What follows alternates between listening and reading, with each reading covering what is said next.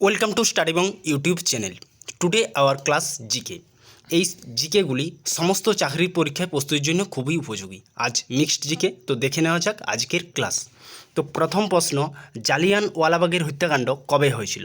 13ই April 1919। তাই 1919 সালে জালিয়ানওয়ালাবাগের হত্যাকাণ্ড। জলে বায়ুর বুদবুদ এই চকচক দেখায় কেন?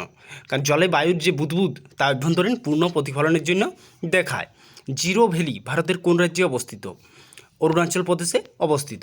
নিউ ইয়র্কের সৈন্যবাহিনীদের কি বলা হয়? ইয়ানোকি। ইয়ানোকি বলা হয় নিউ ইয়র্কের সৈন্যবাহিনীদের। কানাডার জাতীয় খেলা কি? কানাডার জাতীয় খেলা হলো আইস হকি, ল্যাক্রোসিও আইস হকি। হোম রান শব্দটি কোন খেলার সাথে যুক্ত? বেসবল। কার্লাইন সার্কুলার কবে জারি হয়? 1905 সালে। ত্রিবেণী কোন শিল্পের জন্য বিখ্যাত? কাগজ শিল্প। কোন বিখ্যাত হকি খেলোয়াড়ের জন্মদিনে ভারত জাতীয় ক্রীড়া দিবস হিসেবে পালন করে থাকে? ধ্যানচাঁদ। মানবদেহে নাইট্রোজেনবিহীন বর্জ্য পদার্থ কোনটি? কিটোনস। জালিয়ানওয়ালাবাগের হত্যাকাণ্ড পূর্বেই দেখেছি, 13ই এপ্রিল 1919 সালে। জলে বায়ুর বুদবুদ চকচক, অভ্যন্তরীণ পূর্ণ প্রতিফলন। পল্লব বংশের প্রথম স্বাধীন রাজা কে ছিলেন? শিবস্কন্ধ বর্মন। কোন গ্যাসকে লাফিং গ্যাস বলা হয়? Nitrous oxide. এটিএমের পুরো কথাটি কি? মানে এটিএমের full form automated teller machine.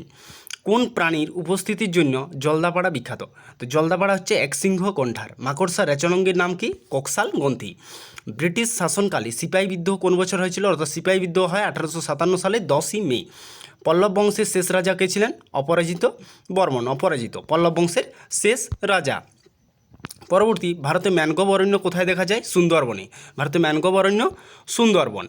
Hydrogen কয়টি আইসোটোপ আছে? হাইড্রোজেনের 3টি আইসোটোপ। সবুজ গ্রহ কোনটিকে বলা হয়? সবুজ গ্রহ বলা হয় ইউরেনাসকে। কোন দেশকে রামধনুর দেশ বলা হয়? রামধনুর দেশ বলা হয় দক্ষিণ আফ্রিকা। দক্ষিণ আফ্রিকা। শেরশাহের সমাধি কোথায় অবস্থিত? শেরশাহের সমাধি শেরশাহ সাসারাম বিহারে অবস্থিত। সাসারাম বিহারে অবস্থিত। কাজী নজরুল ইসলাম কোন সিনেমাতে নারদের ভূমিকায় অভিনয় করেন? নারদের ভূমিকায় অভিনয় করেন ধ্রুবতে। প্রথম লিচুর চাষ হয় কোন দেশে? লিচুর চাষ হয় চীনে। শাহজাহান শব্দের অর্থ কী? জগতের রাজা, কিং অফ দ্য ওয়ার্ল্ড।